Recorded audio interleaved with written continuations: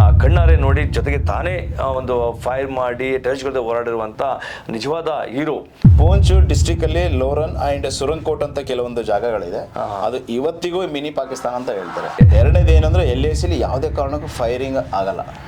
Firing ಆದ್ರೆ ಯುದ್ಧನೇ.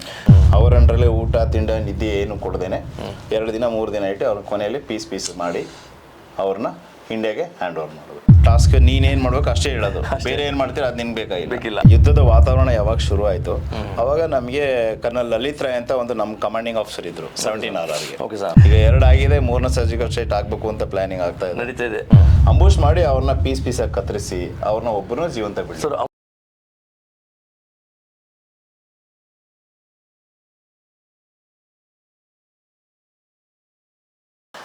ನಮಸ್ತೆ. ನಮ್ಮ ಸೈನಿಕರು ಮೈಸೂರು ವತಿಯಿಂದ ಇದೊಂದು ವಿಶೇಷವಾದ ಇಂಟರ್ವ್ಯೂ ಸಂವಾದ ನಡೀತಾ ಇದೆ. ಏನಪ್ಪ ಇದು, ನಮ್ಮ ಕಮಾಂಡೋ ಶ್ರೀಧರ್ ಅವರೇ ಇವತ್ತು ಒಂದು ಇಂಟರ್ವ್ಯೂ ನಡೆಸ್ಕೊಡ್ತಾ ಇದ್ದಾರೆ ಅಂತಂದರೆ ಖಂಡಿತ ಹೌದು. ನಮ್ಮದು ಕೂಡ ಒಂದು ಸಂಚಿಕೆ ಶುರು ಆಗ್ತಾ ಇದೆ.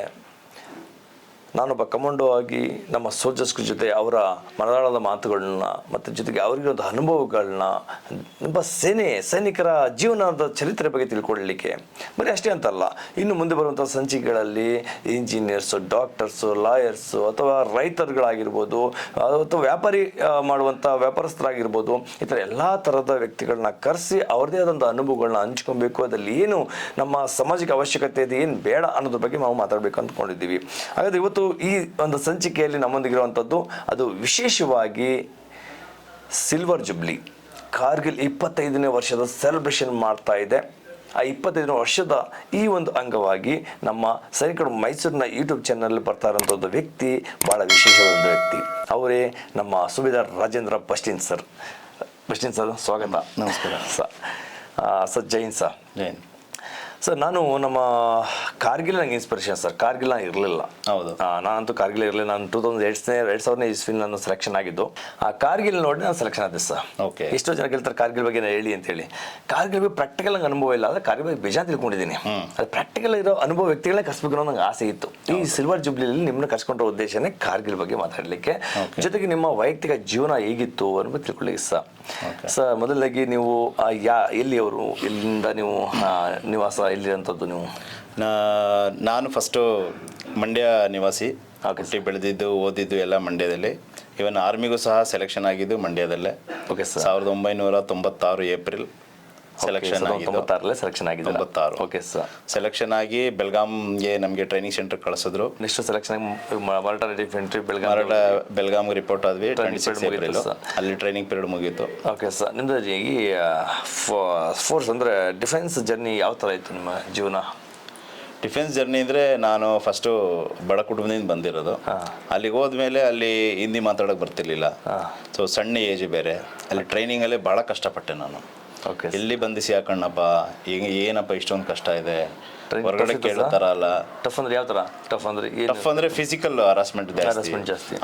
ಇವಾಗೆಲ್ಲ ಟ್ರೈನಿಂಗ್ ಅಲ್ಲಿ ಯಾರು ಅಷ್ಟು ಹೊಡೆಯೋದಿಲ್ಲ, ಇನ್ಸ್ಟ್ರಕ್ಟರ್ಗಳು ರಿಕ್ರೂಟ್ಸ್ನ ಹೊಡೆಯೋದಿಲ್ಲ. ಅವಾಗ ಭಾಳ ಹೊಡಿತಾ ಇದ್ರು. ನಮಗೆ ಹಿಂದಿ ಬಂದಿಲ್ಲ ಅಂದ್ರೆ ಅವ್ರು ತಿಳುವಳ್ತಿರ್ನೇ ಇಲ್ಲ, ಇವ್ನಿಗೆ ಹಿಂದಿ ಬರಲ್ಲ ಪಾಪ ಹೇಳ್ಕೊಳೋಣ ಅಂತ. ಬಟ್ ಹಿಂದಿ ಹೇಳೋರು ಹಿಂದಿಲೇ ಬೈಯೋರು, ಹಿಂದಿಲೇ ಹೊಡಿಯೋರು, ಭಾಳ ಒಂಥರ ಚಿತ್ರಹಿಂಸೆ ಆಗೋದು. ಅವಾಗ ಫುಡ್ಡು ಅಷ್ಟಿರಲಿಲ್ಲ. ಈಗ ಪ್ರತಿಯೊಂದು ಜಾಗದಲ್ಲಿ ಫುಡ್ಡು, ನಮ್ಮ ಅಕಾಮಿಡೇಷನ್ ಎಲ್ಲ ಚೆಕ್ ಮಾಡ್ತಾರೆ ಆಫೀಸರ್ ಲೆವೆಲಲ್ಲಿ. ಅವಾಗ ಏನೂ ಚೆಕ್ ಮಾಡ್ತಿಲ್ಲ. ಊಟದಲ್ಲೆಲ್ಲ ಭಾಳ ಇದಾಗಿತ್ತು. ಅಂದ್ರೆ ಊಟ ಚೆನ್ನಾಗಿರ್ತಾ ಇರಲಿಲ್ಲ. ಮನೆ ಬಿಟ್ಟಿದ್ದು ಒಂದು ವಸ್ತು, ಭಾಳ ಒಂದು ಮೆಂಟಲಿ ಫಿಸಿಕಲಿ ಹರಾಸ್ಮೆಂಟ್ ಇದ್ರು ಸರ್. ನೀವು ಹೆಂಗೆ ತಡ್ಕೊಂಡ್ರೆ? ಯಾಕಿದ್ರಿ ಇಲ್ಲಿ? ಅದೇ ಸ್ಟಾರ್ಟಿಂಗ್ ಹೋಗ್ಬೇಕು, ಏನೋ ಒಂದು ಸಾಧಿಸ್ಬೇಕು ಅನ್ನೋ ಒಂದು ಛಲ ಆಯ್ತು. ನಾನು ಬಂದಿದ್ದೀನಿ, ನೀರಿಗೆ ಇಳಿದಿದ್ದೀನಿ, ನಾ ಈಜಿ ದಡ ಸೇರ್ಬೇಕು ಅನ್ನೋ ಒಂದು ವಾಪಸ್ ಬರಬೇಕು ಅಂತ ಅನಿಸ್ತು. ಆದ್ರೂ ನನ್ನ ಮನಸ್ಸು ಗಟ್ಟಿ ಮಾಡಿದೆ. ಅದು ಇನ್ಯಾರ ಇದ್ದಾರೆ ಸರ್ ವಾಪಸ್ ಓಡೋದವ್ರು ಅಲ್ಲಿಂದ ನಿಮ್ಮ ಜೊತೆಗಾರರು? ಇದ್ದಾರೆ. ಬೆಂಗಳೂರಿನವ್ರು ಇಬ್ರು, ಶಶಿಧರ್ ಅಂದ್ಬಿಟ್ಟು, ಮತ್ತೆ ಇನ್ನೊಬ್ಬ ಇಬ್ರು ಹುಡುಗರು ಟ್ರೈನಿಂಗ್ ಇಂದ. ಅವರು ಅಂದ್ರೆ ಟ್ರೈನಿಂಗ್ ಬೇಸಿಕ್ ಟ್ರೈನಿಂಗ್ ಆದ್ಮೇಲೆ ಲೀವ್ ಹೋದ್ರು, ಮತ್ತೆ ವಾಪಸ್ ಬರಲಿಲ್ಲ. ಒಂದಿಬ್ರು 3 ಜನ ಬರಲಿಲ್ಲ. ಮರಾಠ ಟ್ರೈನಿಂಗ್ ಇದ್ದಂಥ ಜೀವನ ಈಗ 28 ವರ್ಷ. ಅವಾಗ ಟ್ರೈನಿಂಗಲ್ಲಿ 3 ತಿಂಗಳು 6 ತಿಂಗಳು 9 ತಿಂಗಳು ಟ್ರೈನಿಂಗ್ ಮುಗಿಸ್ಬೇಕಾದ್ರೆ ಎಷ್ಟೊಂದು ಸ್ಟ್ರಗಲ್ ಇತ್ತು ಲೈಫು. ಆ 9 ತಿಂಗಳು 1 ವರ್ಷನ 28 ವರ್ಷದಾಗ ತಳ್ಕೊಂಡು ಹೋಗ್ಬಿಟ್ರೆ ಲೈಫು. ಹೌದು. ಇಷ್ಟು ಅವಾಗ ಅನ್ಕೊಂಡಿರ್ಲಿಲ್ಲ 28 ವರ್ಷ ಮಾಡ್ತೀನಿ, ನಿಮ್ಗೆ ಗೊತ್ತಿರಲಿಲ್ಲ? ನಾವು ಖಂಡಿತ ತಿಳ್ಕೊಂಡಿರ್ಲಿಲ್ಲ ಇಷ್ಟು ವರ್ಷ ಮಾಡ್ತೀನ ಅಂತ. ಆಗಿನ ಕಾಲದಲ್ಲಿ ಸೈನಿಕನ ಜೀವನ ಬಹಳನೇ ಕಷ್ಟ ಆಯ್ತು ಸರ್. ಅವಾಗ ಹೊಸ ಸೇರಿದ್ರಲ್ಲಿ ನಾನು ಕಾಶ್ಮೀರಲ್ಲಿ, ಅವಾಗ ಕಾಶ್ಮೀರ್ ಜಸ್ಟ್ ಮಾರ್ಚಲ್ಲಿ ಹೋಗಿದ್ದೀನಿ. ಏಪ್ರಿಲಲ್ಲಿ ಎಂಡಲ್ಲಿ ಇದು ವಾರ್ ಶುರು ಆಯಿತು.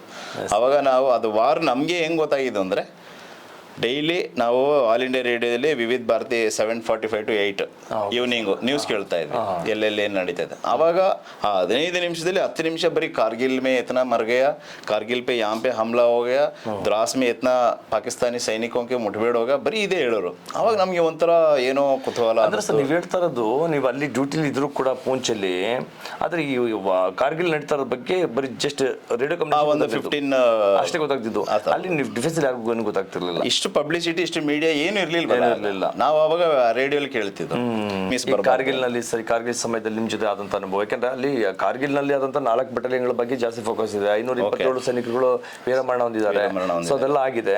ಬಟ್ ಅದಕ್ಕೂ ಬಿಟ್ಟು ನಾನು 2000 ಇಸ್ವಿ ನಾನು ಸೆಲೆಕ್ಷನ್ ಆಗಿ ಬಂದಾಗ ನೋಡಿದ್ದೀನಿ, ಅದಕ್ಕಿಂತ ಮುಂಚೆ ತುಂಬಾನೇ ಆಗಿರುತ್ತೆ. ಈಗ ಬಾರ್ಡರ್ ನಲ್ಲಿ ಕೂಡ ಮುಡ್ಬಿಡಿ ನಡೀತಾನೆ ಇತ್ತು, ಅಲ್ಲೂ ಕೂಡ ಎಷ್ಟೋ ಸೈನಿಕರು ಹುತಾತ್ಮರಾಗಿದ್ದಾರೆ. ಅಲ್ಲೂ ಕೂಡ ಫೈಟ್ ನಡೆದಿದೆ, ತುಂಬಾ ನಡೆದಿದೆ. ಉಗ್ರರು ಹೊರಡ ಬಂದಿದ್ದಾರೆ, ಅಲ್ಲೂ ಕೂಡ ಅವ್ರ ಜೊತೆ ಎನ್ಕೌಂಟರ್ ಎಲ್ಲ ಮಾಡಲಾಗಿದೆ. ಅದ್ರ ಬಗ್ಗೆ ಸರ್ ಹೇಗಿತ್ತು ಅಲ್ಲಿ ವಾತಾವರಣ ನಿಮ್ಮ ಪೂಂಚಲ್ಲಿ ಟೆರರಿಸ್ಟ್ಗಳ ಜೊತೆ? ಈಗ ಈ ವಾರ್ ಶುರುವಾದಾಗ, ಕಾರ್ಗಿಲ್ ವಾರ್ ಶುರುವಾದಾಗ ನಾವು ದೋಡಾದಲ್ಲಿದ್ದು, ದೋಡಾ ಡಿಸ್ಟ್ರಿಕ್ಟ್ ಜಮ್ಮು ಕಾಶ್ಮೀರ, ಅಲ್ಲಿ 17 ಪೋಸ್ಟೆಡ್ ಆಗಿದ್ದೆ. ಅವಾಗ ಈ ಯುದ್ಧದ ವಾತಾವರಣ ಯಾವಾಗ ಶುರು ಆಯ್ತು, ಅವಾಗ ನಮಗೆ ಕರ್ನಲ್ ಲಲಿತ್ ರಾಯ್ ಅಂತ ಒಂದು ನಮ್ಮ ಕಮಾಂಡಿಂಗ್ ಆಫೀಸರ್ ಇದ್ರು 17 ಅವರು. ನೀವು ಕಾರ್ಗಿಲ್ ಫಿಲಮ್ ಅಲ್ಲಿ ನೋಡಿದ್ರು, ಕರ್ನಲ್ ಲಲಿತ್ ರಾಯ್ ಅನ್ನೋದು ಒಂದು ರೋಲು ಮಾಡಿದ್ದಾರೆ. ಅವರು ಕಾರ್ಗಿಲ್ ಮೂವಿಲಿ ಅವ್ರು ಆಕ್ಟ್ ಮಾಡಿದ್ದಾರೆ. ಅವ್ರು ಆಕ್ಟ್ ಮಾಡಿಲ್ಲ, ಅವ್ರ ರೋಲ್ ಇನ್ನೊಬ್ರು ನಿಭಾಯಿಸಿದ್ದಾರೆ. ಅವರು very talented officer, is from GR regiment. ಅವರು 17 ಕಮಾಂಡ್ ಮಾಡ್ತಿದ್ರು. ಯಾವಾಗ ಈ ಯುದ್ಧ ಶುರು ಆಯ್ತು, ವಿತಿನ್ 15 days ಅವರು ಸಡನ್ ಆಗಿ ತಿಂಗಳಿಗೊಮ್ಮೆ ದರ್ಬಾರ್ ತಗೊಳ್ತಾರಲ್ಲ, ಆ ರೀತಿ ದರ್ಬಾರ್ ತಗೊಂಡ್ರು. ದರ್ಬಾರ್ ಅವ್ರು ಹೇಳಿದ್ರು ನಮಗೆ ವಿತಿನ್ 3 days ನಾವು. ದರ್ಬಾರ್ ಅಂದ್ರೆ ಅದು ರಾಜನ ಪದ್ಧತಿ ಮೊದಲಿಂದ ಬಂದಂತದ್ದು, ಸೈನಿಕರಲ್ಲಿ ರಾಜನ ಪದ್ಧತಿ. ದರ್ಬಾರ್ ಅಂದ್ರೆ ನಮ್ಮ ವೀಕ್ಷಕರು ಅಷ್ಟು ಗೊತ್ತಾಗಲ್ಲ. ಸೊ ಏನು ರಾಜರುಗಳು ಎಲ್ಲ ನಮ್ಮ ಸೈನಿಕರುಗಳನ್ನ ಅಥವಾ ಸಮಾಜ ನಾಗರಿಕರನ್ನ ಕರೆಸಿ, ಹೌದು, ಆ ಒಂದು ವ್ಯವಸ್ಥೆ ತಿಂಗಳಿಗೊಂದ್ಸಲ, 3 ತಿಂಗಳಿಗೊಂದ್ಸಲ, ವರ್ಷಕ್ಕೊಂದ್ಸಲ ನಡೆಸ್ಕೊಡ್ತಾ ಹೇಳ್ತಿದ್ರು. ನಮ್ಮ ಸೈನಿಕರನ್ನ ಒಂದ್ ತಿಂಗಳಿಗೊಮ್ಮೆ ಕರೆದಿ ಒಂದ್ ತಿಂಗಳೆಲ್ಲ ಏನೇನ್ ನಡೀತು, ಅದ್ರಲ್ಲಿ ಏನೇನು ಇಂಪ್ರೂವ್ಮೆಂಟ್ ಇದೆ, ಏನೇನು ಅವಶ್ಯಕತೆ ಇದೆ, ಅದೆಲ್ಲ ಡಿಸ್ಕಸ್ ಆಗುತ್ತೆ. ಮತ್ತೆ ಅದ್ರಲ್ಲಿ ಏನಾದ್ರು ಹೊಸ ಅಚೀವ್ಮೆಂಟ್ ಏನಾರು ಇದ್ರೆ ಅದನ್ನ ಎಲ್ಲಾರ ಕರೆದಿ ಅವ್ರಿಗೆ ಪ್ರೈಸ್ ಸನ್ಮಾನ ಮಾಡೋದು, ಏನೋ ಒಂದು ಹೇಳ್ತಾರೆ. ಅಂದ್ರೆ ಎಲ್ಲಾರ ಸಭೆ ಅನ್ನೋದು, ಸಭೆ ಅದೊಂದು ಸಭೆನೆ ದರ್ಬಾರ್ ಅಂತ ಚಿಕ್ಕ ಸಭೆ ಎಲ್ಲ ಇದು ಹೇಳ್ತೀವಿ. ಸುಮಾರು 800 ಸೈನಿಕರುಗಳು ಒಟ್ಟಿಗೆ ಮಾಡುವಂತದ್ದು.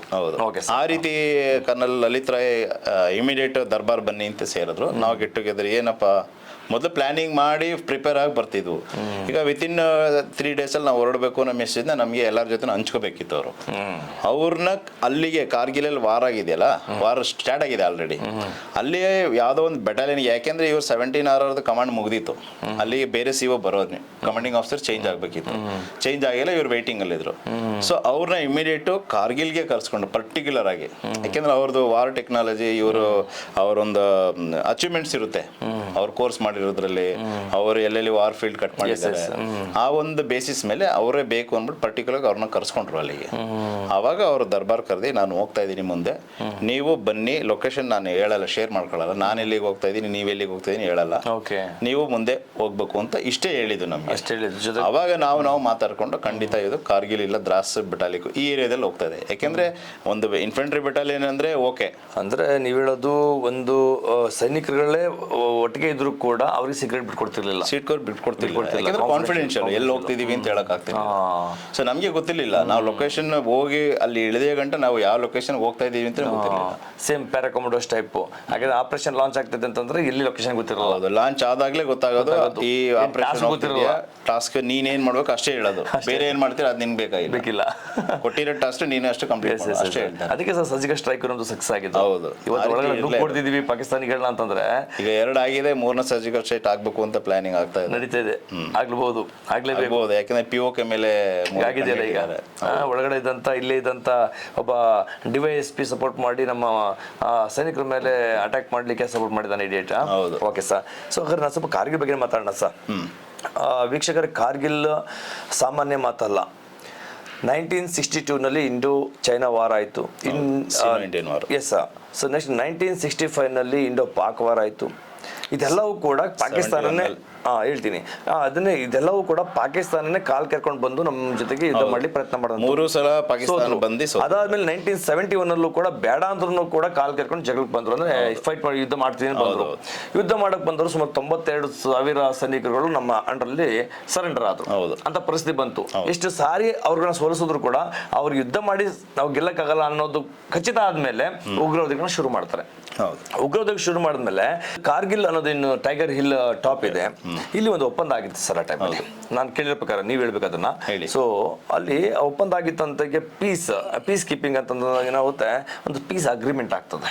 ಅಗ್ರಿಮೆಂಟ್ ಏನು, ಸೊ ನಮ್ಮ ಜಾಗ ನಾನು ಬರಲ್ಲ, ನೀವು ಬರಬೇಡಿ, ನಿಮ್ ಜಾಗ ನಾವು ಬರಲ್ಲ, ನಿಮ್ಗೆ ನಾವು ಯಾವ್ದು ಅಡಚಣೆ ಮಾಡಲ್ಲ, ನಿಮ್ ಏರಿಯಾನ ನೀವು ಸುರಕ್ಷಿತವಾಗಿ ನೋಡ್ಕೊಳ್ಳಿ, ನಮ್ಮ ಜಾಗ ನಾವು ಸುರಕ್ಷಿತ ನೋಡ್ಕೊಳ್ತೀವಿ, ನಮ್ಮ ಇಬ್ಬರಲ್ಲಿ ಯಾವ್ದು ಭೇದ ಭಾವ ಬೇಡ, ನಾವು ಶಾಂತಿಗೆ ನಾವು ಜೀವನ ಮಾಡೋಣ ಅನ್ನೋದು ವಿಚಾರಗಳು ಬಂದ್ಬಿಡುತ್ತೆ.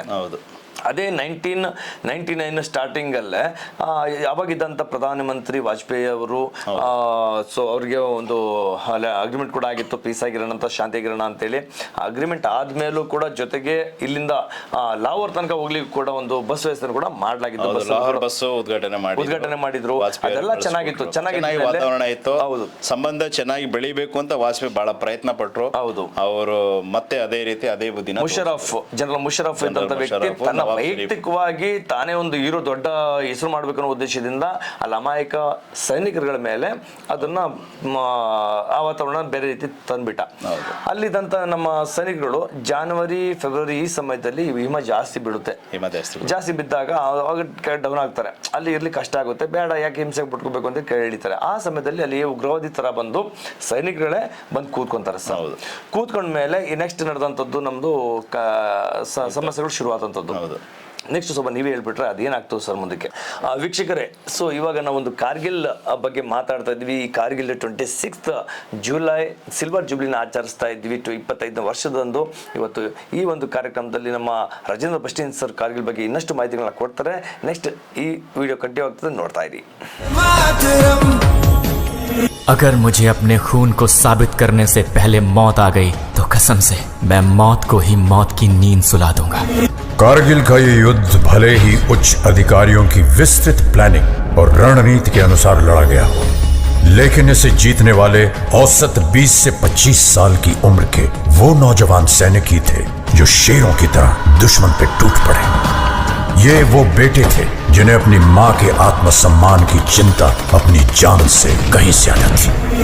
पूरे विश्व पटल पर भारतीय विजय का डंका बजने लगा। आज हमारा भारत विश्व में एक नई शक्ति बन के उभर रहा है। कारगिल की ये विजय उस नए भारत की नींव का पत्थर है, क्योंकि इस युद्ध में बही खून की हर एक बूंद ने हमारे आज को सींचा है।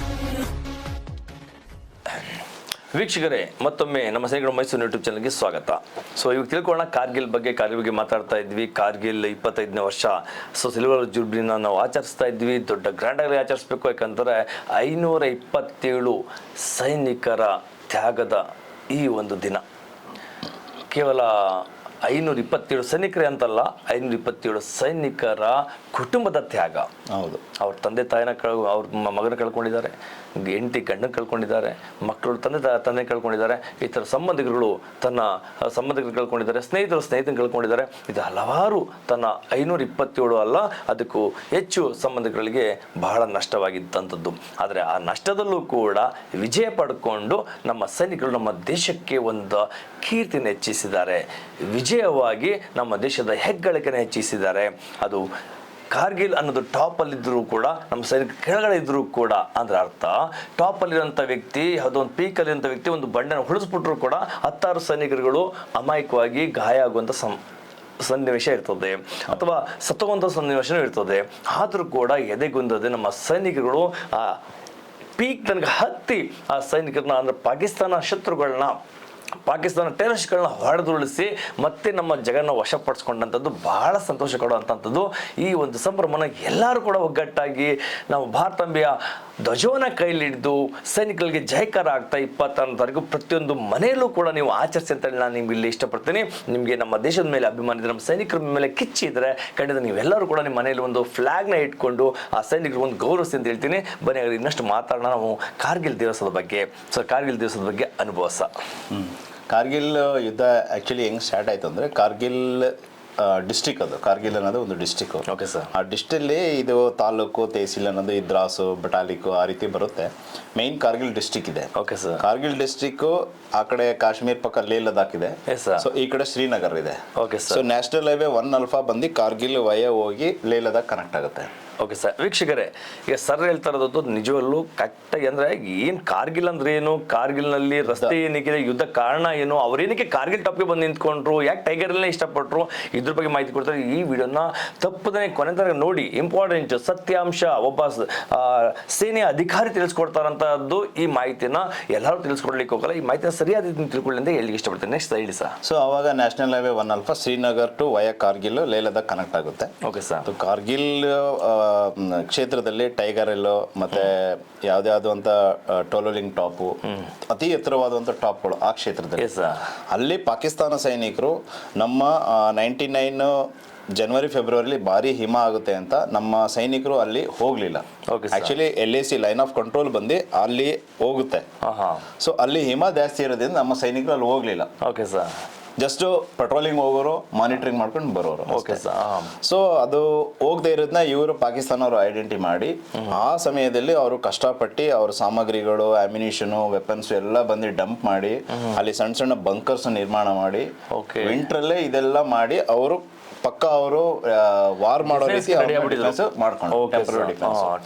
ಉದ್ದೇಶ ಏನು ಅಂದ್ರೆ ಅಲ್ಲಿಂದ ಹೈಟ್ ಇಂದ ಈ ನ್ಯಾಷನಲ್ ಹೈವೇ 1 ರೋಡ್ ನೀಟಾಗಿ ಕಾಣ್ತಾ ಇತ್ತು, ಅಬ್ಸರ್ವ್ ಕಾಣ್ತಾ ಇತ್ತು. Okay sir. ಸೊ ಹೈಟ್ ಇರೋದ್ರಿಂದ ಹೈವೇ ಲೇ ಲದಾಖ್ ಹೋಗುತ್ತೆ. ಹೌದು, ಶ್ರೀನಗರ್ ಟು ಲೇ ಲದಾಖ್ ಹೋಗುತ್ತೆ. Okay sir. ಸೊ ಆ ಹೈವೇನ ಕನೆಕ್ಟ್ ಮಾಡಿ ಅದನ್ನ ಅಬ್ಸರ್ವೇಷನ್ ಅಲ್ಲಿ ಇಟ್ಕೊಂಡು ಮಾನಿಟರ್ ಮಾಡ್ಕೊಂಡು ಅದನ್ನ ತಡೆ ಹಿಡಿದ್ರೆ ಶ್ರೀನಗರ್ ಲೇ ಲದಾಖ್ ಕಟ್ ಆಫ್ ಮಾಡ್ತೀವಿ. ಮತ್ತೆ ಕಟ್ ಆಗ್ಬಿಡುತ್ತೆ. ಸೈನಿಕರು ಒಬ್ರಿಗೊಬ್ರು ಬರಕ್ಕಾಗಲ್ಲ, ಸಪ್ಲೈಸ್ ಆಗಲ್ಲ, ಏನೂ ಆಗಲ್ಲ. ಸೊ ಆ ಕ್ಷೇತ್ರನ ನಾವು ಯಾವ ರೀತಿ ಪಾಕಿಸ್ತಾನ ಆಕ್ಯುಪೈಡ್ ಕಾಶ್ಮೀರ್ನ ಇಟ್ಕೊಂಡಿದ್ದಾರೆ ಆ ಕ್ಷೇತ್ರನ ಅಬ್ಸರ್ವ್ ಮಾಡಿ ಅದನ್ನ ಆಕ್ಯುಪೈ ಮಾಡಬೇಕು ಅನ್ನೋ ಉದ್ದೇಶದಲ್ಲಿ ಅಲ್ಲಿ ಬಂದು ಅವರು ವಿಂಟರ್ ಟೈಮಲ್ಲೇ ಡಿಫೆನ್ಸ್ ಎಕ್ಸ್ಟೆಂಡ್ ಮಾಡ್ಕೊಂಡ್ರು. Okay sir. ಡಿಫೆನ್ಸ್ ಸ್ಥಾಪನೆ ಮಾಡ್ಕೊಂಡ್ರು. ಮೇ ತಿಂಗಳಲ್ಲಿ ಹಿಮ ಎಲ್ಲ ಕರಗ್ತಾ ಬಂತು. ಬಿಸಿಲು ಬಂತು, ಮಳೆ ಬಂತು, ಹಿಮ ಎಲ್ಲ ಕರಗ್ತಾ ಬಂತು. ಅವಾಗ 3 Jat I think 4 Jat battalion first patrolling ಹೋಗ್ತು. Okay sir. ಆ ಕ್ಷೇತ್ರದಲ್ಲಿ ಹೋಗಿಲ್ಲ, ಹಿಮ ಕರಗ್ತು, ಹೋಗೋಣ ಅಂತ ಒಂದು ಮೇಜರ್ ಸಾಬು, ಒಂದು ಜೈಸ ಸಾಬು, 10 ಜನ ಪೆಟ್ರೋಲ್ ಫಸ್ಟ್ ಜಾಟ್ ಬೆಟಾಲಿಯಿಂದ ಹೊರಟ್ರು. Okay sir. ಅವಾಗ ಅಲ್ಲಿದ್ದ ಸೈನಿಕರ ಬಗ್ಗೆ ಇವ್ರ ಮಾಹಿತಿ ಗೊತ್ತಿಲ್ಲ. ಓಕೆ.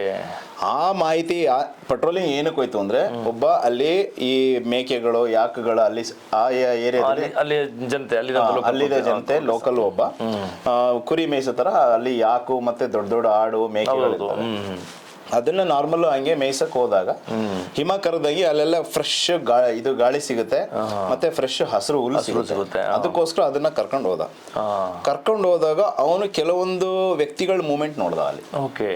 ಯಾವ ಸೈನಿಕರು ಅಬ್ಸರ್ವ್ ಮಾಡಿಲ್ಲ ಅದನ್ನ. ಅವನು ಮೂವ್ಮೆಂಟ್ ನೋಡಿದಾಗ ಅಲ್ಲಿ ಯಾರು ನಮ್ಮವರು ಅಂತ ಗೊತ್ತಾಗ್ಬಿಡುತ್ತೆ ಅವನಿಗೆ. ನಮ್ಮ ಇಂಡಿಯನ್ ಆರ್ಮಿ ಅವರು, BSF ಅವರು ಅಂದ್ರೆ ಗೊತ್ತಾಗುತ್ತೆ. ಸೊ ನಮ್ಮವ್ರು ಇಲ್ದೇನೆ ಬೇರೆ ಯಾರು ಇದ್ದಾರ ಅಂತ ಹತ್ರ ಹೋಗಿ ಅವನೇ ಒಂದು ಬಂಡೆ ಕಾಲ ಹತ್ರ ಹಸ್ಕೊಂಡು ಅಬ್ಸರ್ವ್ ಮಾಡ್ದ. ಅವನು ಕನ್ಫರ್ಮ್ ಆಯ್ತು ಈ ಕ್ಷೇತ್ರದಲ್ಲಿ ನಮ್ಮವರಲ್ಲ ಅಂದ್ರೆ ಮೋಸ್ಟ್ಲಿ ಎನಿಮಿನೇ ಇರ್ಬೋದು. ಅವನು ಇಮಿಡಿಯೇಟ್ ಬಂದು ನಿಯರೆಸ್ಟ್ ಒಂದು ಆರ್ಮಿ ಕ್ಯಾಂಪ್ಗೆ ಜಾಟ್ ಬೆಟಾಲಿಯನ್ ಇತ್ತು. ಅವಾಗ ಇನ್ಫಾರ್ಮೇಶನ್ ಕೊಟ್ಟ. ಅವ್ರು ಇಮಿಡಿಯೇಟ್ ಒಂದು ಪೆಟ್ರೋಲಿಂಗ್, ಅಯ್ಯೋ ಬಹಳ ದಿನದಿಂದ ಹೋಗಿಲ್ಲ, ಅಲ್ಲಿ ಬೇರೆ ಯಾರೋ ಬಂದಿದ್ದಾರೆ, ನಮ್ಗೆ ಇನ್ಪುಟ್ ಸಿಕ್ಕಿದೆ. ಅವಾಗ ಒಂದು ಪೆಟ್ರೋಲಿಂಗ್ ಕಳಿಸ್ದಂಗೆ. ಪೆಟ್ರೋಲಿಂಗ್ ಹೋಯ್ತು. 1 ದಿನ ಆಯ್ತು, 2 ದಿನ ಆಯ್ತು, ಹಿಮ ಬಿದ್ದಿದೆ. ಅಲ್ಲಿ ಯಾವಾಗ ಹಿಮ ಬೀಳುತ್ತೆ ಅಂತಾನೂ ಗೊತ್ತಾಗಲ್ಲ ಕಾಶ್ಮೀರ. ಈಗ ನಾವು ಹೊರಡ್ಬೇಕಾದ್ರೆ ಕ್ಲೈಮೇಟ್ ಕ್ಲೀನ್ ಆಗಿರುತ್ತೆ, ಇನ್ ಬಿಟ್ವೀನ್ ಮೋಡ ಮುಸ್ಕೊಳ್ಳುತ್ತೆ, ಮಳೆ ಬರುತ್ತರ ಹಿಮ ಬೀಳುತ್ತೆ. ಪ್ರದೇಶ ಇಲ್ಲಿ ಮಳೆ ಬರುತ್ತೆ, ಅಲ್ಲಿ ಹಿಮ ಬೀಳುತ್ತೆ, ಎತ್ತರವಾದ ಪ್ರದೇಶ. ಆ ರೀತಿ ಏನಾರು ಆದಾಗ ಮೂವ್ಮೆಂಟ್ ಮಾಡಲ್ಲ. ಎಲ್ಲಾರು ಇದ್ದಿ ಸ್ವಲ್ಪ ಹಿಮ ಬೀಳೋದು ಕಡಿಮೆ ಸರಿ ಇರೋದಿಲ್ಲ, ವೆಹಿಕಲ್ ಏನಾದ್ರು ಬಿದ್ದೋದ್ರ ಕಷ್ಟ. ಸೊ ಓಕೆ, ಆ ರೀತಿ ಆಗಿದೆ ಅಂದ್ಬಿಟ್ಟು 1 ದಿನ 2 ದಿನ 3 ದಿನ ವೆಯ್ಟ್ ಮಾಡಿದ್ರು. ಹೋಗ್ದವ್ರು ಒಬ್ರು ಬರಲೇ ಇಲ್ಲ. ಅಲ್ಲಿ ಆಕ್ಚುಲಿ ಏನ್ ನಡೆದಿದೆ ಅಂದ್ರೆ ಇವರು ಆ ಏರಿಯಾದಾಗ ಹೋದಾಗ ಅಲ್ಲಿ ಬೇರೆ ಯಾರು ಇದ್ರು, ಆಲ್ರೆಡಿ ಡಿಫೆನ್ಸ್ ಅಲ್ಲಿ ಪಾಕಿಸ್ತಾನವರು ನಾರ್ದರ್ನ್ ಲೈಟ್ ಇನ್ಫೆಂಟ್ರಿ ರೆಜಿಮೆಂಟ್ ಬಂದು ಕೂತಿತ್ತಲ್ಲಿ, ಫಸ್ಟ್ NLI ರೆಜಿಮೆಂಟ್. ಸೊ ಅವ್ರ ಜೊತೆ ಅವ್ರು ಏನ್ ಮಾಡಿದ್ರು, ಯಾವ್ದೋ ಒಂದು ಪೆಟ್ರೋಲಿಂಗ್ ಬರ್ತಿದೆ ಅಂತ ಅವ್ರು ಏನ್ ಮಾಡ್ಕೊಂಡು ಎದುರ್ಕೊಂಡ್ಬಿಟ್ಟು, ಇಂಡಿಯನ್ ಆರ್ಮಿಗೆ ನಾವ್ ಇಲ್ಲಿ ಬಂದಿರೋದು ಗೊತ್ತಾಗ್ಬಿಟ್ಟಿದೆ, ಓಕೆ. ಅವ್ರನ್ನ ಅಂಬುಷ್ ಮಾಡ್ಬಿಟ್ರು. ಅಂಬುಷ್ ಮಾಡಿ ಅವ್ರನ್ನ ಪೀಸ್ ಆಗಿ ಕತ್ತರಿಸಿ ಅವ್ರನ್ನ ಒಬ್ಬರು ಜೀವಂತ ಬಿಡಿ. ಸರ್ ಅಂಬುಷ್ ಅಂದ್ರೆ ಜನತೆಗೆ ಗೊತ್ತಿರಲ್ಲ, ಅಂಬುಷ್ ಅಂದ್ರೆ ಏನು ಸರ್? ಅಂಬುಷ್ ಅಂದ್ರೆ ಒಂದು ರೀತಿ ಘಾತಕ್ ಅಂತ ಹೇಳ್ತೀವಿ ಹಿಂದಿ ವರ್ಡ್ ಅಲ್ಲಿ, ಕನ್ನಡದಲ್ಲಿ ಅಷ್ಟು ಹೇಳಕ ಬಟ್ ವಿವರಿಸಬಹುದು. ಅಂಬುಷ್ ಅಂದ್ರೆ ತನಗ್ ತಾನೇ ಔಸ್ಕೊಂಡಿರೋದು. ಈಗ ಒಂದು ಹಿಲಿನ ಹಿಡಿಬೇಕು ಅಂದ್ರೆ ಬೆಕ್ಕು ಔಸ್ಕೊಂಡಿರುತ್ತೆ, ಅದು ಓಡಾಡ್ತಾ ಮೂವ್ಮೆಂಟ್ ಅಬ್ಸರ್ವ್ ಮಾಡಿದ್ರೆ ಸಡನ್ ಆಗಿ ಹಿಡಿತೆ ಇಟ್ಕೊಂಡ್ಬಿಡುತ್ತೆ. ಅದೇ ಒಂದು ಸಿಂಪಲ್ ಆಗಿ ಅಂಬುಷ್ ಅಂತ ಹೇಳ್ಬೇಕು. ಸೊ ಈ ಪೆಟ್ರೋಲಿಂಗ್ ಬರ್ಬೇಕಾದ್ರೆ ಅವನೇನ್ ಮಾಡಿದ್ರು, ಸೈಲೆಂಟ್ ಆಗಿ ಔಸ್ಕೊಂಡಿದ್ದು ಅವರು ಬರೋ ಮೂಮೆಂಟ್ ಅಲ್ಲಿ 10 ಜನನ ಇದನ್ನ ಎದುರವಾಗಿ ಅಂದ್ರೆ ಎದೆಗೊಟ್ಟು ಎದೆಯಿಂದ ಇದು ಹೊಡೆದಾಡಲ್ಲ, ಕದ್ದು ಔಸ್ಕೊಂಡು ಸರ್ಪ್ರೈಸ್ ಆಗಿ ಅವ್ರ ಮೇಲೆ ಅಟ್ಯಾಕ್ ಮಾಡೋದು. ಬೆಕ್ಕು ಇಲ್ಲಿ ಆಟ ಹೆಂಗ ಆಡುತ್ತೆ ಪಾಪ ಅಮಾಯಕರು ಯಾರು ಪೆಟ್ರೋಲಿಂಗ್ ಬರ್ತಾ ಇರ್ತಾರೆ ಅದ್ರ ಮೇಲೆ ಅಟ್ಯಾಕ್ ಮಾಡ್ಬಿಡೋದು. ಸರ್ಪ್ರೈಸ್ ಇಲ್ಲ ಅಂದ್ರೇನೆ ಇಲಿ ಸಿಗಾಕೊಳ್ಳುತ್ತೆ, ಸರ್ಪ್ರೈಸ್ ಇದ್ರೆ ಇಲಿ ಆ ಕಡೆ ಬರೋದಿಲ್ಲ. ಸೇಮ್ ನಾವು ಅಂಬುಷ್ನ ಹೆಂಗ್ ಮಾಡ್ತೀವಿ, ನಾವು ಅಷ್ಟೇ ಎನಿಮಿನ ಟೆರರಿಸ್ಟ್ ನ ಹಿಡಿಬೇಕು ಅಂದ್ರೆ ಅಂಬುಷ್ನ ಲಾಂಚ್ ಮಾಡ್ತೀವಿ, ಅದು ಒಂದು ಆಪರೇಷನ್. ಸೊ ಅಂಬುಷ್ನ ಮಾಡ್ಬೇಕು ಅಂದ್ರೆ ನಾವು ಮರ ಬಂಡೆ ಕಲ್ಲು ಏನಾದ್ರು ನಮಗ್ ನಾವೇ ಅವ್ರು ಇನ್ ಕೇಸು ಎನ್ಕೌಂಟರ್ ಮಾಡಿದ್ರೆ ನಮಗ್ ನಾವು ಸೇಫ್ಟಿ ಆಗಿರ್ಬೇಕು. ಆ ರೀತಿ ಜಾಗ ನೋಡಿ ಡೆಡ್ ಗ್ರೌಂಡ್ ಒಂದು ಸಣ್ಣ ಒಂದು ದಾರಿ ಅಲ್ಲಿಂದನೇ ಹೋಗ್ಲೇಬೇಕು, ಆ ತರ ಒಂದು ಜಾಗನ ಸೆಲೆಕ್ಟ್ ಮಾಡ್ತೀವಿ. ಅಂಬುಷ್ ಮಾಡ್ಬೇಕು ಅಂದ್ರೆ ಅದು ಒಂದು ಆಪರೇಷನ್ ತರನೇ ಫಸ್ಟ್ ಸೈಟ್ ಇನ್ಸ್ಪೆಕ್ಷನ್ ಆಗುತ್ತೆ, ರಿಹರ್ಸಲ್ ಆಗುತ್ತೆ, ಬ್ರೀಫಿಂಗ್ ಆಗುತ್ತೆ, ಪ್ಲಾನಿಂಗ್ ಆಗುತ್ತೆ, ಆಮೇಲೆ ಅದನ್ನ ಲಾಂಚ್ ಮಾಡ್ತೀವಿ. ಆ ರೀತಿ ಅಲ್ಲಿ ಅವ್ರು ಏನ್ ಮಾಡಿದ್ರು, ಈ ಪೆಟ್ರೋಲಿಂಗ್ ಜಾಟ್ ಬೆಟಾಲಿಯನ್ ಪೆಟ್ರೋಲಿಂಗ್ ನ ಏನ್ ಮಾಡಿದ್ರು, ಅಂಬುಷ್ ಮೂಲಕವಾಗಿ ಅವ್ರನ್ನ ಡೈರೆಕ್ಟ್ ಎನ್ಕೌಂಟರ್ ಮಾಡಿದ್ರು, ಫೈರಿಂಗ್ ಓಪನ್ ಮಾಡಿದ್ರು. ಯಾಕಂದ್ರೆ ಅಲ್ಲಿ ಬೇರೆ ಯಾವ ಸೇನೆ ಇಲ್ಲ, ಅವ್ರಿಗೆ ಯಾರು ಬ್ಯಾಕ್ ಸಪೋರ್ಟ್ ಇಲ್ಲ 10 ಜನ ಇರೋದು. ಅವ್ರ 10 ಜನ ಏನ್ ಹೋಗಿರ್ತಾರೆ, ಮ್ಯಾಗ್ಝಿನ್ ತಗೊಂಡೋಗಿರ್ತಾರೆ, ಬೇರೆ ಏನು ಇಲ್ಲ ಅವ್ರ ಹತ್ರ. ರಿಇನ್ಫೋರ್ಸ್ಮೆಂಟ್ ಯಾವುದು ಇಲ್ಲ ಅವ್ರಿಗೆ. ಈ ರಿಇನ್ಫೋರ್ಸ್ಮೆಂಟ್ ಕರೆದ್ರು 10 hours ಮುಂಚೆ ಕಷ್ಟ. ಅವ್ರು ಕನ್ಫರ್ಮ್ ಇವರು ಇಟ್ಕೊಂಡ್ಬೇಕು ಅಂತ ಅವ್ರು ಏನ್ ಮಾಡಿದ್ರು, ಫೈರ್ ಮಾಡಿದ್ರು, ಎಲ್ಲ ಕ್ಯಾಶುಯಾಲಿಟೀಸ್ ಆದ್ಮೇಲೆ ಅವ್ರನ್ನ ಕಬ್ಜಾ ಮಾಡಿದ್ರು. ಅವ್ರ ಅಂಡ್ರಲ್ಲಿ ಊಟ ತಿಂಡ ನಿದ್ದೆ ಏನು ಕೊಡದೇನೆ 2 ದಿನ 3 ದಿನ ಇಟ್ಟು ಅವ್ರ ಕೊನೆಯಲ್ಲಿ ಪೀಸ್ ಮಾಡಿ ಅವ್ರನ್ನ ಇಂಡಿಯಾಗೆ ಹ್ಯಾಂಡ್ ಓವರ್ ಮಾಡೋದು, ಸಾಯಿಸ್ಬಿಟ್ಟು ಕತ್ತರಿಸಿ. ಹೌದು. ಅಲ್ಲಿ ಕೆಳಗಡೆ ಬೆಟಾಲಿಯನ್ ಅಲ್ಲಿ ಹೆಡ್ ಕ್ವಾರ್ಟರ್ ಅಲ್ಲಿ ಎಲ್ಲ ಒಂದು ಭಯದ ವಾತಾವರಣ ಆಯ್ತು, ಹೋದವರು ಬರ್ಲಿಲ್ಲ. ಮತ್ತೆ ಇನ್ನೊಂದು ಅವ್ರದೇ ರೆಜಿಮೆಂಟ್ ಅದು ಇನ್ನೊಂದು ಪೆಟ್ರೋಲಿಂಗ್ ಬಂತು. ಪೆಟ್ರೋಲಿಂಗ್ ಬಂದ್ಮೇಲೆ ಇವ್ರು ಏನ್ ಮಾಡಿದ್ರು, ಒಂದು ಪೆಟ್ರೋಲಿಂಗ್ ನಾವು ಹಿಡ್ಕೊಂಡು ಅವ್ರು ಸುಮ್ಮನಾಗಿಲ್ಲ, ಮತ್ತೆ ಬರ್ತಾ ಇದೆ ಅಂದ್ರೆ ನಮಗೆ ಅಪಾಯ ಅಂದ್ಬಿಟ್ಟು ಅವ್ರು ಏನ್ ಮಾಡೋದು, ಅವ್ರ ಮೇಲೆ ಫೈರಿಂಗ್ ಸ್ಟಾರ್ಟ್ ಮಾಡಿದ್ರು. ಅವಾಗ ಯಾವಾಗ ಫೈರಿಂಗ್ ಸ್ಟಾರ್ಟ್ ಆಯ್ತು, ನಮ್ ಕ್ಷೇತ್ರದಲ್ಲಿ ನಮ್ಮ ಮೇಲೆ ಫೈರ್ ಬರ್ತಾ ಇದೆ, ಅಪಾಯ ಖಂಡಿತ, ಯಾರೋ ಬಂದಿದ್ದಾರೆ, 3ನೇ ವ್ಯಕ್ತಿ ಬಂದಿದ್ದಾರೆ. ಆವಾಗ ಅಲ್ಲಿ ಹೆಡ್ ಕ್ವಾರ್ಟರ್ ಇನ್ಫಾರ್ಮೇಶನ್, ಅದು head quarter Delhi head quarter ಮಾಡಿ, ಡೆಲ್ಲಿ ಹೆಡ್ ಕ್ವಾರ್ಟರ್ ದೊಡ್ಡ ವಿಚಾರ ವಿನಿಮರ್ಶೆ ಆಗಿ, D head quarter, core head quarter ಎಲ್ಲ ಪ್ಲಾನ್ ಆಗಿ, ಆರ್ಮಿ ಪ್ಲಾನ್ ಆಗಿ, ಆವಾಗ ದೊಡ್ಡ ಇದರಲ್ಲಿ ಅದನ್ನ ಏರ್ ರೇಖಿ ಮಾಡಿದ್ರು. ಸ್ಯಾಟಲೈಟ್ ಅಲ್ಲಿ ಹೆಲಿಕಾಪ್ಟರ್ ಅಲ್ಲಿ ಅದೆಲ್ಲ ಏರ್ ರೇಖಿ ಮಾಡಿದ್ರು. ಏರ್ ರೇಖಿ ಮಾಡಿದಾಗ ಅಲ್ಲಿ ಏನು ಸಿಚುವೇಶನ್ ಇದೆ, ಫೋಟೋಸು ವಿತ್ GR ಅಲ್ಲಿ ಪಾಕಿಸ್ತಾನಿ ಬಂದಿದ್ದಾರೆ, ಡಿಫೆನ್ಸ್ ತಗೊಂಡಿದ್ದಾರೆ, ಇಷ್ಟು ಕೆಲವು ಸೈನಿಕರು ಇದ್ದಾರೆ, ಇಂತಿಂತ ಜಾಗದಲ್ಲಿ ಎಲ್ಲ ಇನ್ಪುಟ್ ಸಿಕ್ತು. ಆವಾಗ ಇಮಿಡಿಯೇಟ್ ಅವರು ವಾರ್ ಪ್ಲಾನ್ ಮಾಡಿದ್ರು. ವಾಜಪೇಯಿ ಡಿಸ್ಕಸ್ ಮಾಡಿದ್ರು. ವಾಜಪೇಯಿ ಇಮಿಡಿಯೇಟ್ ಏನು ಯಾರನ್ನೂ ಯೋಚನೆ ಮಾಡಿದೆ, ಇಮಿಡಿಯೇಟ್ ವಾರ್ ಡಿಕ್ಲೇರ್ ಮಾಡಿದ್ರು. ಆಪರೇಷನ್ ವಿಜಯ್ ನೀವು ಲಾಂಚ್ ಮಾಡಿ. ಯಾಕಂದ್ರೆ ಆಲ್ರೆಡಿ ಅವರು ಲಾಹೋರ್ಗೆ ಅಂತೇಳಿ ಬಸ್ ಕೂಡ ಉದ್ಘಾಟನೆ ಮಾಡಿದ್ರು, ಅದನ್ನೆಲ್ಲ ಹೋಗಿ ಕೂಡ ಬಂದಿದ್ರು. ಇದೆಲ್ಲ ಆಗಿದ್ರು ಕೂಡ ಈ ತರ ಬೇಕು ಅಂತ ನಮ್ಮ ಮೇಲೆ ಈ ತರ ಮೋಸ ಮಾಡ್ತಾರಲ್ಲ, ಮೋಸ ಮಾಡಿ ನಮ್ಗೆ ಜಮೀನು ಮೋಸ ಮಾಡಿ ಈಗ 10 ಜನ ಒಂದು ಪೆಟ್ರೋಲಿಂಗ್ ಸಾಯಿಸ್ಬಿಟ್ರು. ಮತ್ತೆ ನಮ್ಮ ಸೈನಿಕರು ಹೋಗಿದ್ದಾರೆ. ಆಲ್ರೆಡಿ ಅವರು LAC line of control LOC ಒಳಗಿಂದ ಬಂದು ಕೂತಿದ್ದಾರೆ. ಈಗ LOC ಅಂತಂದ್ರೆ LOC ಬಗ್ಗೆ ಸ್ವಲ್ಪ ಮಾತಾಡೋಣ ಸರ್. ಹಾಗಾದ್ರೆ ಕಾರ್ಗಿಲ್ ಜೊತೆ ಕನೆಕ್ಟ್ ಆಗುವಂತ ವಿಷಯ. ಈ LOC ಅಂತಂದ್ರೆ ಏನ್ ಸರ್? ಈ LOC ಏನಾಗಿದೆ? LOC ಅಂತಂದ್ರೆ ಜನಗಳಿಗೆ ಅರ್ಥ ಆಗ್ಬೇಕು ಸರ್, ಈಗ ಅರ್ಥವಾಗಿ ಹೇಳಿ ಸರ್. LOC ಅಂದ್ರೆ line of control. Line of control ಅಂದ್ರೆ 48 ಅಲ್ಲಿ ನಮಗೆ ಇಂಡಿಪೆಂಡೆನ್ಸ್ ಸಿಗಕ್ಕೆ ಮುಂಚೆ ಇಂಡಿಯಾ ಪಾಕಿಸ್ತಾನ ವಾರ ಆಯ್ತು. Okay sir. ಅವಾಗ ಅವರು ಪಾಕಿಸ್ತಾನ ವಾರ ಆಗ್ಬೇಕಾದ್ರೆ ಇಲ್ಲಿ LOC ಏನಿರೋ ಜಾಗದಲ್ಲಿ ಪಾಕಿಸ್ತಾನ ಸೈನಿಕರು ಇದ್ರು, ನಮ್ಮ ಸೈನಿಕರು ಇದ್ರು. ಬಹಳ ವಾರ ಆಗ್ತಿತ್ತು, ಬಹಳ ಕ್ಯಾಶುಯಾಲಿಟೀಸ್ ಆಗ್ತಿತ್ತು. ಅದು UN ವಿಶ್ವಸಂಸ್ಥೆ ಅದನ್ನ ಏನ್ ಮಾಡಿದ್ರು, ಅದನ್ನ ವಾರ್ನ ಸ್ಟಾಪ್ ಮಾಡಿ ಅಂತ ಬಹಳ ಪ್ರೆಷರ್ ಮಾಡಿದ್ರು. ಬಹಳ ಪ್ರೆಷರ್ ಮಾಡಿದಾಗ ಅವಾಗ Indira Gandhi prime minister. Okay sir. So pressure ಮಾಡಿದಾಗ ನಮ್ಮಲ್ಲಿ ಏನಾಯ್ತು, ನಾವು ಒಂದು ಮಾತುಕತೆ ಮಾಡೋಣ. ಮಾತುಕತೆಯಲ್ಲಿ ಏನು ಟೋಟಲ್ ಆಗಿ ಅಲ್ಲಿ ಏನೇನಾಯ್ತು ಅಂದ್ರೆ ಬಹಳ ಇದೆ. ಟೋಟಲ್ ಆಗಿ ಏನಾಯ್ತು ಅಂತ ಹೇಳಿದ್ರೆ, ನೀವ್ ಎಲ್ಲಿದ್ದೀರಾ, ಅವ್ರು ಎಲ್ಲಿದ್ದಾರೆ, ಅವ್ರವ್ರ ಜಾಗ ಅವ್ರವ್ರಿಗೆ ಅಷ್ಟೇ. ಅದಕ್ಕೆ POK ಅಂತ ಆಗೋಯ್ತು. POK ಅಂತ ಆಯ್ತು. ಆ ಒಂದು ಮಧ್ಯ ರೇಖೆ ಅಲ್ಲೇನು ಮಾರ್ಕ್ ಇಲ್ಲ, ಫೆನ್ಸ್ ಇಲ್ಲ, ಏನು ಇಲ್ಲ, ಜಸ್ಟ್ ಮ್ಯಾಪ್ ಅಲ್ಲಿ ಆಗಿದೆ. ಮ್ಯಾಪ್ ಅಲ್ಲಿ ಕಣ್ಣಳ್ತೆ ತರ.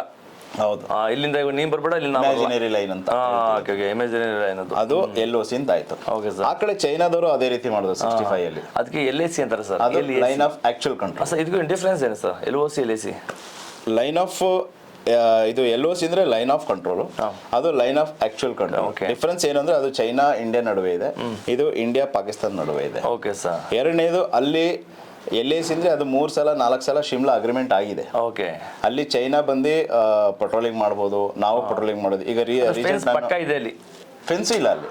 ಅಲ್ಲ ಇವ್ರಿಗೆ LACಗೆ ಮ್ಯಾಕ್ಮೋನ್ ಲೈನ್ ಅಂತ ಹೇಳ್ತಾರೆ. ಮ್ಯಾಕ್ಮೋನ್ ಲೈನ್ ಅಂತ ಇದೆ, ಅದು ಲೈನ್ಸ್ ಇದೆ ಕಂಪ್ಲೀಟ್. ಅಂದ್ರೆ ಲೈನ್ಸ್ ಇಂದ ಅವ್ರು ಹೊರಗಡೆ ಬರೋದು ಇಲ್ಲ, ನಾವು ಹೋಗಂಗಿಲ್ಲ. ಆದ್ರೂ ಕೂಡ ದರ್ಬಳಕೆ ಮಾಡಿ ಬರ್ತಾ ಇದ್ರು, ದರ್ಬಳಕೆ ಮಾಡಿ ಹೊರಗಡೆ ಬರ್ತಾ ಇದ್ರು. ಯಾವಾಗ ನಮ್ಮ ಈ ಒಂದು ಮೋದಿ ಬಂದ್ಮೇಲೆ ಐ ಥಿಂಕ್ ಅವ್ರನ್ನ ತಡೆ ಹಿಡಿದಿದೆ. ಈಗ ಸ್ವಲ್ಪ ಪವರ್ ಜಾಸ್ತಿ ಬಂದಿದೆ ನಮ್ಮ ಸೈನಿಕರಿಗೆ. ಎರಡನೇದು ಏನಂದ್ರೆ LAC ಯಾವುದೇ ಕಾರಣಕ್ಕೂ ಫೈರಿಂಗ್ ಆಗಲ್ಲ. ಫೈರಿಂಗ್ ಆದ್ರೆ ಯುದ್ಧನೇ. LACನಲ್ಲಿ LOC ಎನಿ ಟೈಮ್ ಫೈರ್ ಆಗೋ ಚಾನ್ಸ್ ಇದೆ. ಸೊ ಎರಡಕ್ಕೂ ಡಿಫ್ರೆನ್ಸ್ ಇನ್ನೂ ನಮ್ಮ ವೀಕ್ಷಕರಿಗೆ ಗೊತ್ತಾಗ್ತಾ ಇಲ್ಲ. ಸೊ ವೀಕ್ಷಕರೇ, LAC ಮತ್ತು LOC ಏನಿದೆ ಡಿಫ್ರೆನ್ಸ್ ಏನಪ್ಪ ಅಂದ್ರೆ, LAC ಒಂದು ರೀತಿ ರಿಜಿಸ್ಟರ್ ಅಗ್ರಿಮೆಂಟ್. ಇದು ರಿಜಿಸ್ಟರ್ ಅಗ್ರಿಮೆಂಟ್ ಅಂದ್ರೆ ಪಕ್ಕ ಆಗಿದೆ, ರಿಜಿಸ್ಟರ್ ಆಗಿಲ್ಲ ಇನ್ನೂ, ಪಕ್ಕ ಆಗಿದೆ, ನೀನು ಇಲ್ಲಿ ಬರಬೇಡ, ನಾನು ಬರಂಗಿಲ್ಲ. ಅಕಸ್ಮಾತ್ ಬಂದ್ರೆ ಏನಾದ್ರು ಫೈರ್ ಆದ್ರೆ, ಅಕಸ್ಮಾತ್ ಮಾಡಿರುವಂಥ ವಾದಗಳಿಗೆ ಅಂದ್ರೆ ಪ್ರಾಮಿಸ್ ಮಾಡಿರುವಂಥ ಲೆಟರ್ಗಳಿಗೆ ಏನಾದರೂ ವ್ಯತ್ಯಾಸ ಕಂಡು ಬಂದ್ರೆ, ಅದ್ರ ವಿರುದ್ಧವಾಗಿ ನಡೆದ್ರೆ ಖಂಡಿತ ಇಬ್ಬರು ಕೂಡ ಈ ವಾರ್ ಮತ್ತೆ ಆಗ್ಬೋದು, ಅಥವಾ UN ಕೂಡ ಅವ್ರ ಮೇಲೆ ಆಕ್ಷನ್ ತಗೋಬಹುದು ಅಂತ ಹೇಳಿ. LOC ಅಂತ ಬಂದಾಗ ಇದು ಜಸ್ಟ್ ಅಗ್ರಿಮೆಂಟ್, ರಿಜಿಸ್ಟರ್ ಅಗ್ರಿಮೆಂಟ್ ಅಲ್ಲ, ಜಸ್ಟ್ ಅಗ್ರಿಮೆಂಟ್. ಇದು ಇನ್ನೂ ಕೂಡ ಅವರು ಬೇಕು ಅಂತಾನೆ ಹೊಡೆದಾಡ್ಬೋದು, ಇಲ್ಲ ನನ್ನ ಜಾಗ ಇನ್ನಷ್ಟು ಜಾಸ್ತಿ ಬರಬೇಕು ಅಂತ ಹೇಳ್ಬೋದು, ಇಲ್ಲ ಬೇಕು ಅಂದ್ರೆ ಕಾಲ್ ಕರ್ಕೊಂಡು ಜಗಳ ಮಾಡುವಂಥದ್ದು ಆಗ್ತಾ ಇದೆ. ಅದು ಬಿಟ್ಟರೆ ಒಂದು IBM ಬರುತ್ತೆ, ಇಂಟರ್ನ್ಯಾಷನಲ್ ಬಾರ್ಡರ್. ಈ ರಾಜಸ್ಥಾನ ಈ ವಾಘಾ ಬಾರ್ಡರ್ ನೋಡ್ತೀವಿ, ಇದೆಲ್ಲ ಇಂಟರ್ನ್ಯಾಷನಲ್ ಬಾರ್ಡರ್. ಇಂಟರ್ನ್ಯಾಷನಲ್ ಬಾರ್ಡರ್ ಬಂದಾಗ ಇದು ಪಕ್ಕ ರಿಜಿಸ್ಟರ್ಡ್ ಆಗ್ಬಿಟ್ಟಿದೆ, ಫೆನ್ಸಿಂಗ್ ಆಗಿರುತ್ತೆ. ಫೆನ್ಸ್ ಆಗಿ ರಿಜಿಸ್ಟರ್ಡ್ ಆಗ್ಬಿಟ್ಟಿದೆ. ರಿಜಿಸ್ಟರ್ಡ್ ಅಂತಂದ್ರೆ ಯಾರು ಕೇಳೋಂಗೇ ಇಲ್ಲ, ಮುಗಿದೋಯ್ತು. ಅದ್ರ ಮೇಲೆ ಏನಾದರೂ ಪಾಕಿಸ್ತಾನ ನಮ್ಮ ಮೇಲೆ ಏನಾದರೂ ತರಾಟೆ ಮಾಡಿ ಪ್ರಯತ್ನ ಮಾಡಿದ್ರೆ, ಉಗ್ರವಾದಿ ಬರಲಿಕ್ಕೆ ಅಥವಾ ಫೈರ್ ಮಾಡಿ ಪ್ರಯತ್ನ ಮಾಡಿದ್ರೆ, ಇದು ನಾವು ಇಂಡಿಯಾ ಅವ್ರ ಮೇಲೆ ಆಕ್ಷನ್ ತಗೊಳ್ಳೋ ಅವಶ್ಯಕತೆ ಇಲ್ಲ, ಡೈರೆಕ್ಟ್ UN ಅವ್ರ ಮೇಲೆ ಆಕ್ಷನ್ ತಗೊಂಡ್ಬಿಡುತ್ತೆ. ಇದು IB, LAC ಮತ್ತು LOC ಇರುವಂತ ವ್ಯತ್ಯಾಸ ನಮ್ಗೆ ತಿಳಿಸ್ತಾ ಆಗ್ತಿದೆ. ಸರ್, ಈಗ ನೆಕ್ಸ್ಟ್ LOC ಇನ್ನೊಂದು ಮಹತ್ವದ ವಿಷಯ, LOC ಈಗ ನಾವು ಇಂಡಿಯಾ ಪಾಕಿಸ್ತಾನ ನಡುವೆ ಇದೆ, ನಾವೇನಾದ್ರು ಅವ್ರ ಮೇಲೆ ಯುದ್ಧ ಮಾಡಿ ಅದನ್ನ ನಾವು ಇನ್ನೂ ಎಕ್ಸ್ಟೆನ್ಷನ್ ಮಾಡ್ಕೊತೀವಿ. ಈಗ LOC ಇಲ್ಲಿದೆ, ನಾವು ನಿಮ್ಮ ಮೇಲೆ ಯುದ್ಧ ಮಾಡಿ LOC ನಾವು ಇಲ್ಲಿಗೆ ಇನ್ನು ಪಡ್ಕೋಬಹುದು, ನಾವು ನಮ್ಮ ತಗೋದು. ಈಗ 1919 ತಗೊಂಡಿದ್ವಿ ನಾವು ಸುಮಾರು ಜಮೀನ. ಈಗ ಯಾವಾಗ ಯುದ್ಧ ಆಗ್ತೋ ಸ್ನೇಹಿತರೆ ಒಳಗೆ ಬಂದಿದ್ರು ಅವ್ರು ನಾವು ಮೆಡ್ಸಿದ್ವಿ. ಯಾಕೆಂದ್ರೆ ಬಟ್ ಇಂಟರ್ನ್ಯಾಷನಲ್ ಬಾರ್ಡರ್ ಅಲ್ಲಿ ಆ ರೀತಿ ಇಲ್ಲ. ನಾವು ಲಾವರ್ ಗಂಟೆ ಯುದ್ಧ ಮಾಡಿದ್ರು ವಾಪಸ್ ಅವ್ರಿಗೆ ನಮ್ಮ ಜಮೀನಿಗೆ ಬಂದು ಕೂತ್ಕೋಬೇಕು, ವಾಪಸ್ ಬಿಟ್ಕೊಡ್ಬೇಕು. LOC ಅದು ಸ್ನೇಹಿತರೆ, ಇದು LOC ಬಗ್ಗೆ ಮಾತಾಡಬೇಕಿದ್ರೆ ಸರ್ ಹೇಳಿದ್ರು ನಿಜ, ಸತ್ಯ ಮಾತು. ನಾನು ಕೂಡ ಡ್ಯೂಟಿ ಇದ್ದಾಗ ಹೇಳ್ತಾರಂಥದ್ದು. ಇವತ್ತೇನಪ್ಪ, ಇವತ್ತು ಎಲ್ಲ ಯಾವ್ದಾದ್ರು ಒಂದು ನ್ಯೂಸ್ ಚಾನೆಲ್ಗಳಲ್ಲಿ ಯಾರೋ ಒಬ್ರು ನ್ಯೂಸ್ ಚಾನಲಲ್ಲಿ ಯಾರೋ ಆಂಕರ್ ಅಥವಾ ಅಲ್ಲಿರುವಂಥ ಒಬ್ಬ ವ್ಯಕ್ತಿ ಬಂದು ಇಂಟರ್ವ್ಯೂ ಮಾಡ್ತಾರೆ. ಬಟ್ ಇವತ್ತೇನು ಸೈನಿಕರುಗಳೇ ಕೂತ್ಕೊಂಡು ಇಂಟರ್ವ್ಯೂ ಮಾಡ್ತಾ ಅನ್ಕೋಬೇಡಿ. ಹೌದು, ನಿಜ, ಅವಶ್ಯಕತೆ ಇದೆ. ಸೈನಿಕರೇ ನಿಮಗೆ ಮಾತ್ರ ಹಂಚ್ಕೋತೀವಿ ನಾವು. ಏನಿದೆ, ಏನು ಸರಿದೆ, ಏನು ತಪ್ಪಿದೆ ಅಂತ ನಿಮಗೆ ತಿಳಿಸ್ಬೇಕು, ಸತ್ಯಾಂಶ ತಿಳಿಸ್ಬೇಕು ಅನ್ನೋದೇ ನಮ್ಮ ಉದ್ದೇಶವಾಗಿರ್ತದೆ. LOCನಲ್ಲಿ ಕಾರ್ಗಿಲ್ನಲ್ಲಿ ಏನು ಯುದ್ಧ ಆಯಿತು ಅದಕ್ಕಿಂತ ಹೆಚ್ಚು, ಅದು ಅಷ್ಟೇ, ಎಷ್ಟು ಕಾರ್ಗಿಲ್ ಆಗಿದೆ ಗಲಾಟೆ, ಎಷ್ಟು ಯುದ್ಧ ಆಗಿದೆ, ಅದಕ್ಕಿಂತ ಹೆಚ್ಚು ಬಾರ್ಡರ್ ಕೂಡ ಸಂಘರ್ಷಗಳಾಗಿದ್ದಾವೆ. ಹೌದಿಲ್ಲ ಸರ್? ಸಂಘರ್ಷಗಳು ಜಾಸ್ತಿ ಆಗಿದ್ದಾವೆ. ಅಲ್ಲೂ ಕೂಡ ಸೈನಿಕರು ಹುತಾತ್ಮರಾಗಿದ್ದಾರೆ. ನಾವು ಪಾಕಿಸ್ತಾನ ಹೊಡೆದುಳಿಸಿದ್ವಿ, ಬಂಕರ್ಗಳನ್ನ ಬ್ಲಾಸ್ಟ್ ಮಾಡಿದಿಲ್ಲ ಸರ್? ಮಾಡಿದೀವಿ.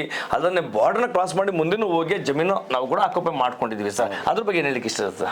ಅದ್ರ ಬಗ್ಗೆ ಅಂದ್ರೆ, ಫಾರ್ ಎಕ್ಸಾಂಪಲ್, ಈಗ ಕಾರ್ಗಿಲ್ ಯುದ್ಧ ನಡಿಬೇಕಾದ್ರೆ ನಾನು ದೋಡಾ ಡಿಸ್ಟಿಕ್ ಅಲ್ಲಿ ಸರ್ವಿಂಗ್ ಅಲ್ಲಿ ಇದ್ದೆ. ಅವಾಗ ನಾನು 3 ವರ್ಷ ಸರ್ವಿಸು.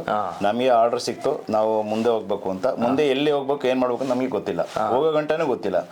ಕಾನ್ಫಿಡೆನ್ಷಿಯಲ್ ಅಂತ ಹೇಳಿದ್ರು. ನಾವು ದೋಡಾ ಇಂದ ಪೂಂಚ್ ಡಿಸ್ಟ್ರಿಕ್ಟ್ ಹೋದ್ವಿ. Poonch district LOC nearest post.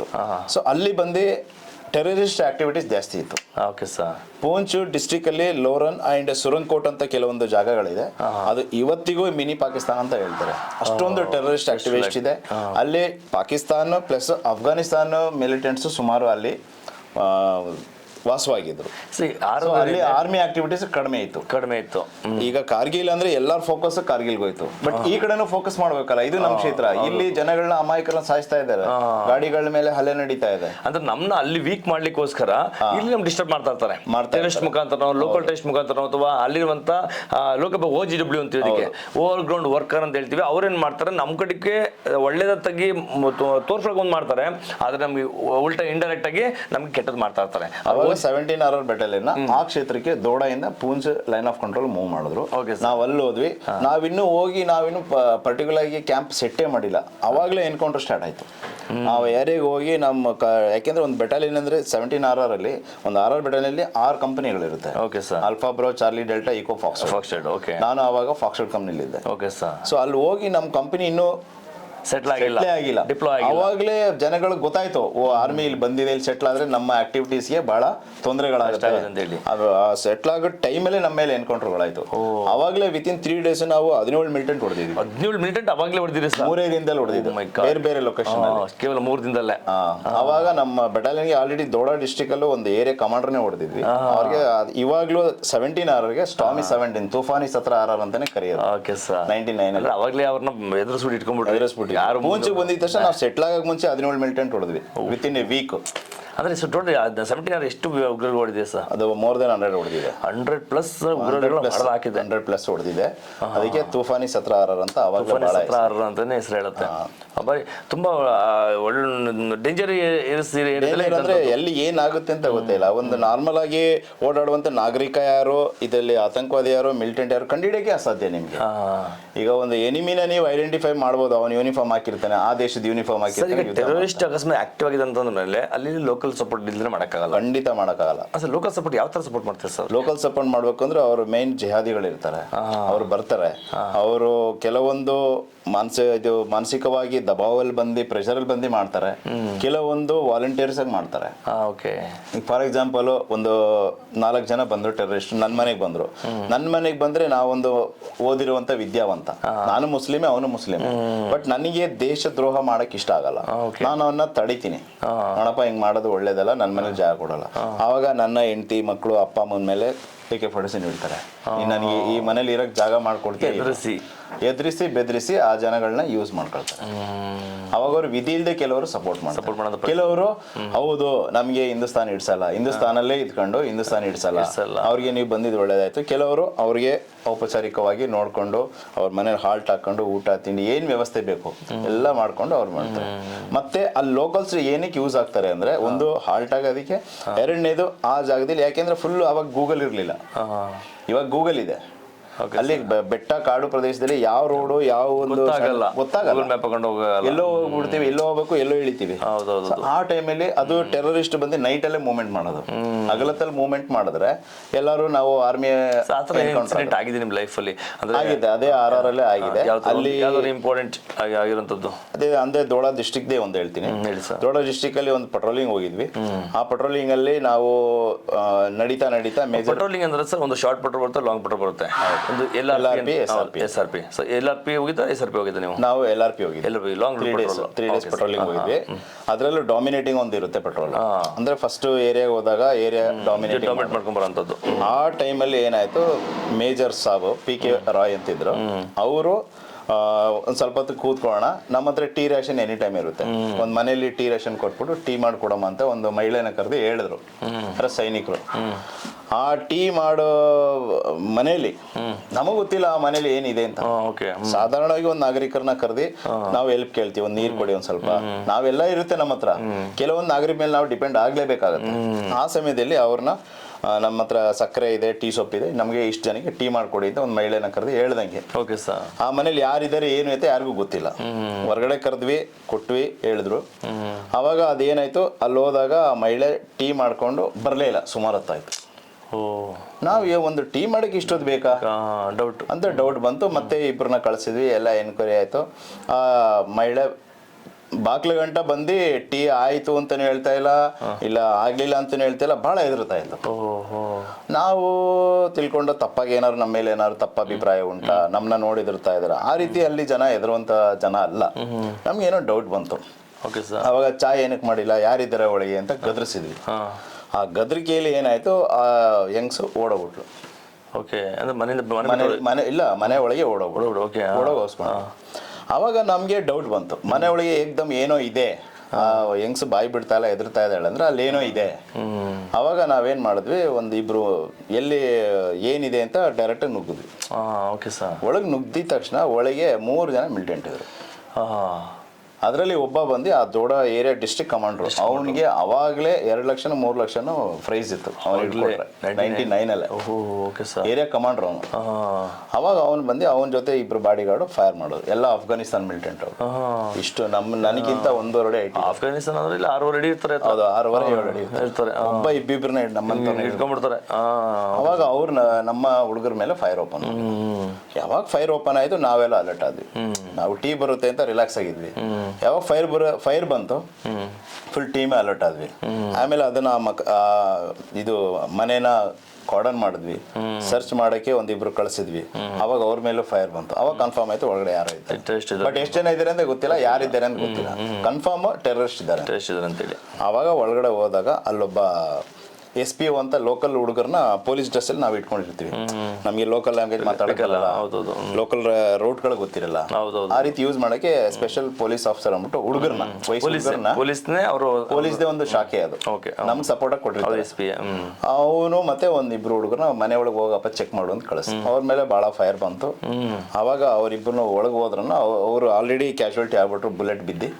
ಅವ್ರಿಬ್ರು ಟೆರರಿಸ್ಟ್ ಹಿಂಗ್ ಹಿಡ್ಕೊಂಡು ನಿಂತ್ಬಿಟ್ಟಿದ್ದಾನೆ. SP ಅಲ್ಲ, ನಮ್ಮವ್ರನ್ನ ಸೈನಿಕರನ್ನ ಇಟ್ಕೊಂಡಿದ್ದ. ಆ ರೀತಿ ಇಟ್ಕೊಂಡಿದ್ದ. ಅವಾಗ SP ಹತ್ರ 303 ರೈಫಲ್ ಇತ್ತು. ಅವಾಗ ಅವ್ರ ಹತ್ರ ಅದೇನೆ, ನಮ್ಮ ಹತ್ರ AK-47 ಅವ್ರ ಹತ್ರ 303 ಇಲ್ಲ. ಅವನು ಸ್ವಲ್ಪ ತಲೆ ಓಡಿಸಿ ಆ ಮಿಲಿಟೆಂಟ್ಗೆ ಇಲ್ಲಿ ತಲೆ ಮೇಲೆ ಆ 303 ರೈಫಲ್ ಹೊಡೆದ. ಅವರು ಎಷ್ಟು ಬಲವಾಗಿ ಹೊಡೆದ ಅಂದ್ರೆ ಅವನಿಬ್ಬರನ್ನ ಬಿಟ್ಟು ಅವನೊಂದ್ ಸ್ವಲ್ಪ ಕೂಕೊಂಡು ಬಿದ್ದೋದ.